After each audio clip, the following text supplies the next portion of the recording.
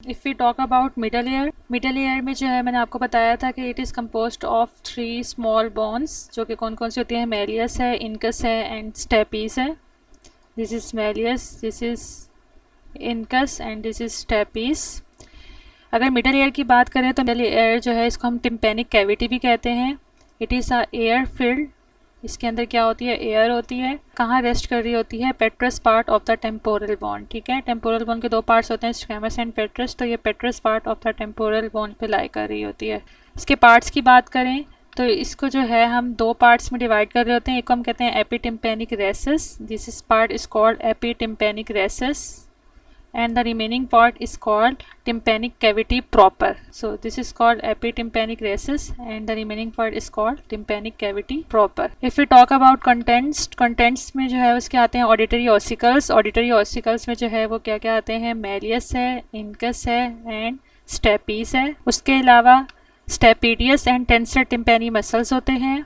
Chorda टिम्पेनी nerve होती है which is a branch of facial nerve and tympanic plexus होते हैं जो कि ग्लोसोफेंजियल नर्व से आ रही होते हैं। Then we have wall of middle ear. Middle ear जो है स्क्वायर शेप का होता है। अगर हम इसकी रूफ की बात करें तो रूफ की जो ऊपर है यहाँ पे होती है टेगमेंट टिम्पेनी बोन। इसके अलावा अगर हम फ्लोर की बात करें, दिस इज अ फ्लोर यहाँ से क्या पास होती है, इंटरनल जुगुलर वेन। ये जो वॉल है इसको हम कहते हैं लेटरल वॉल, जो कि लेटरल साइड पे होती है and this is called medial wall. अगर हम रूफ की बात करें तो रूफ में जो है ये टेगमेंटम टिम्पेनी बोन होती है यहाँ पे, इसलिए हम इसका दूसरा नाम इसको हम कहते हैं tegmental wall. Roof is also called tegmental wall. Then floor के पास से यहाँ से क्या पास हो रही होगी, इंटरनल जुगुलर वेन, इसलिए हम फ्लोर को कहते हैं जुगुलर वॉल। इसी तरीके से अगर हम लेटरल वॉल की बात करें तो लेटरल वॉल के पास यहाँ पे क्या होगा, टिम्पेनिक मेम्ब्रेन, तो इस लेटरल वॉल को हम कहते हैं मेम्ब्रेनियस वॉल। उसके बाद अगर हम मीडियल वॉल की बात करें तो मीडियल वॉल के साथ इंटरनल एयर का नेटवर्क जो है वो जुड़ा हुआ होता है। मीडियल वॉल के बाद आपका इंटरनल एयर स्टार्ट हो रहा होता है। तो लिब्रिंथिन का मतलब होता है कि नेटवर्क। ठीक है, लेब्रिंथिन वॉल जो होता है इसको हम कहते हैं मीडियल वॉल। यहाँ से जो है वो इंटरनल एयर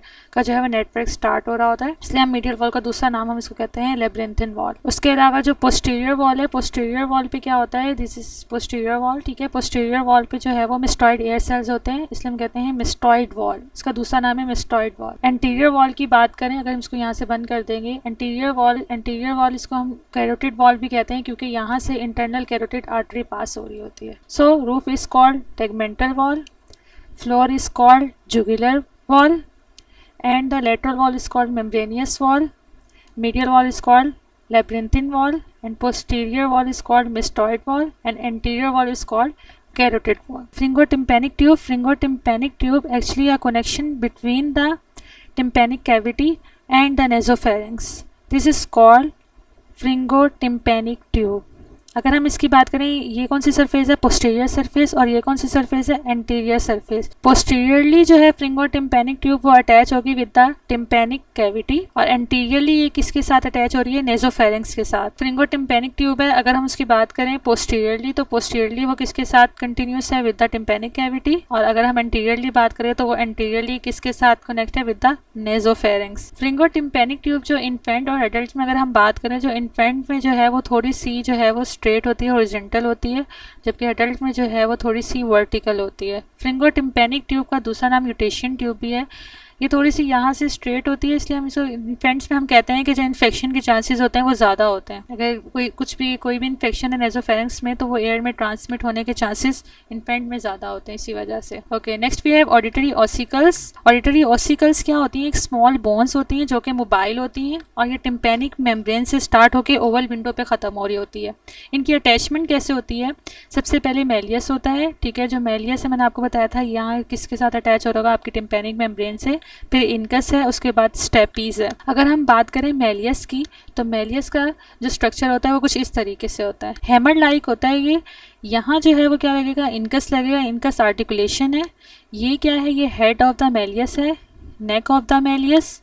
इस प्रोसेस को हम कहते हैं anterior process, this is called lateral process, and this is called handle of Méliès. Méliès जो है इसको हैमर भी कहते हैं, हैमर शेप का होता है। ठीक है, ये क्या करता है, ये मेलियस जो है वो इनकस के साथ अटैच हो रहा होता है, और जो भी वाइब्रेशन होती हैं वो टिम्पेनिक मेम्ब्रेन से लेके ये इनकस को ट्रांसमिट करता है। इनकस कुछ इस टाइप का होता है। ठीक है, ये इनकस का जो है वो शॉर्ट लिम्ब है, ये लॉन्ग लिम्ब है, ये क्या है, बॉडी ऑफ द इनकस है। यहाँ पे क्या है, यहाँ पे मेलियस आर्टिकुलेशन होती है। इनकस जो है वो तीनों में से जो है सबसे छोटी बोन होती है। अगर हम बात करें मेलियस, इनकस एंड स्टेपीज की, तो सबसे जो छोटी बोन होती है वो इनकस होती है। एंड शेप की होती है ये। इनकस का फंक्शन क्या होता है कि रिसीव करता है वाइब्रेशन फ्रॉम द मेलियस और ये ट्रांसमिट कर देता है किसको, स्टेपीज को। अगर हम स्टेपीज की बात करें वो कुछ इस तरीके से नजर आता है। ये क्या है, ये बेस ऑफ स्टेपीज है, ये एंटीरियर लिम्ब है, ये पोस्टीरियर लिम्ब है, और ये क्या है, हेड ऑफ स्टेपीज है। अगर हम बात करें स्टेपीज की, तो जो बेस ऑफ स्टेपीज है, ठीक है, यहाँ पे जो आके वाइब्रेशन लगती हैं, जो टिम्पैनिक मेम्ब्रेन है वो थोड़ी बड़ी होती है, जबकि जो बेस है ये छोटी है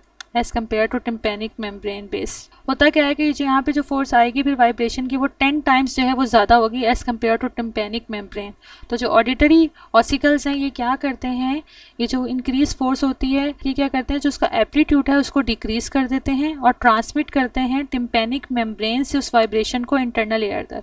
तो जो टिम्पैनिक मेम्ब्रेन से जो वाइब्रेशन, साउंड वाइब्रेशन जो पास हो रही हैं इंटरनल एयर तक, वो किसके थ्रू होंगी, through the auditory ossicles. Muscles of ossicles की अगर हम बात करें, टेंसर टिम्पैनी मसल्स होते हैं एंड स्टेपिडियस मसल्स होते हैं। जो टेंसर टिम्पैनी मसल्स होते हैं, this is called tensor tympani muscles, ये वाले, ठीक है। अगर हम टेंसर टिम्पैनी मसल्स की बात करें तो टेंसर टिम्पैनी मसल्स जो हैं वो 3 जगह से ओरिजिनेट हो रहे होते हैं।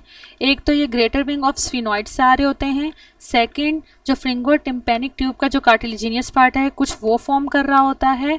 थर्ड, ये जो बोनी कनाल है ये खुद अपने उसमें से जो है वो मसल्स फाइबर्स ओरिजिनेट कर रही होती है। तो टेंसर टिम्पैनी मसल जो है वो 3 जगह से ओरिजिनेट हो होते हैं, greater wing of sphenoid and cartilaginous part of pharyngotympanic tube, bony canal से, ठीक है, सम पार्ट ऑफ बोनी कनाल। अगर हम स्टेपिडियस की बात करें तो जो स्टेपिडियस है वो कहाँ पे होगा, स्टेपिडियस जो है वो अटैच हो रहा था टू द पायरामिडल एमिनेंस, यहाँ पे पायरामिडल एमिनेंस होती है, और ये जो है इंसर्ट हो रहा होता है at the neck of stapes, इस तरीके से। जो स्टेपिडियस होता है इसका फंक्शन क्या होता है, ये जो है कॉन्ट्रैक्शन करता है, खुद को कॉन्ट्रैक्ट करता है, और जो स्टेपीज है इसको क्या करेगा, पोस्टीरियरली मूव करवाएगा। स्पेशली जब लाउड साउंड होगा उसकी वजह से क्या होगा, ये क्या करेगा, कॉन्ट्रैक्ट करेगा और जो स्टेपीज है उसको पोस्टीरियरली मूव करेगा और प्रिवेंट करेगा कि एक्सेसिव ऑसिलेशन ना हो। ये जो है वो आपका क्या था, टेंसर टिम्पैनी मसल्स था, ठीक है। इसके अगर हम बात करें तो ये इंसर्ट कहाँ पे होगा, this is the handle of Méliès यहाँ पे, और ये क्या करेगा, ये भी कॉन्ट्रैक्शन करवा रहा होता है। ये हैंडल ऑफ मेलियस को क्या करता है, मीडियली मूव करवाता है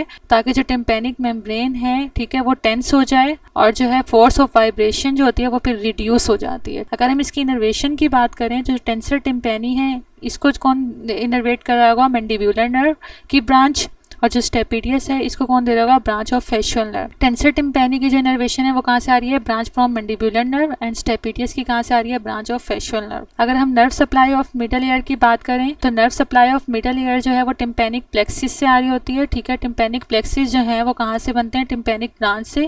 ग्लोसोफ्रिंजियल नर्व जब एग्जिस्ट कर रही होती है जुगुलर फोरामेन से, तो ये टिम्पैनिक ब्रांच देती है और टिम्पैनिक ब्रांच जो है वो टिम्पैनिक प्लेक्सिस बना लेते हैं। यहाँ पे आपको नजर आ रहे होंगे, this is called tympanic plexus.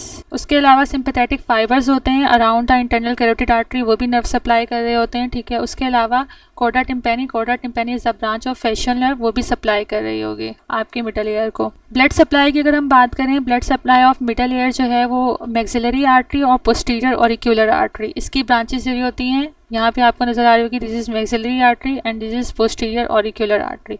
तो मैक्सिलरी आर्टरी की जो है वो एंटीरियर टिम्पैनी ब्रांच सप्लाई कर रही होती है मिडल ईयर को। उसके अलावा पोस्टीरियर ऑरिक्यूलर आर्टरी की स्टाइलोमेस्टॉइड ब्रांच, पोस्टीरियर ऑरिक्यूलर आर्टरी की जो है वो आपको स्टाइलोमेस्टॉइड आर्टरी दे रही होती है, और मैक्सिलरी आर्टरी की जो है वो आपकी एंटीरियर टिम्पैनी ब्रांच जो है वो ब्लड सप्लाई दे रही होती है मिडल ईयर